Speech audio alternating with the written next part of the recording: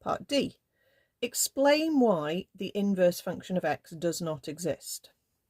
Okay, so remember our function was doing this. It was an x squared graph. Okay, well that means that two different inputs will give you the same output.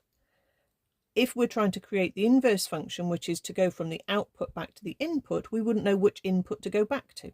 So therefore, anytime you get a function which doubles back on itself in height, you know, you've got a U shape or you've got an N shape, then unless you restrict the domain, unless you sort of cut it down to sort of only this section of the x-axis we're going to do, you can't have an inverse function.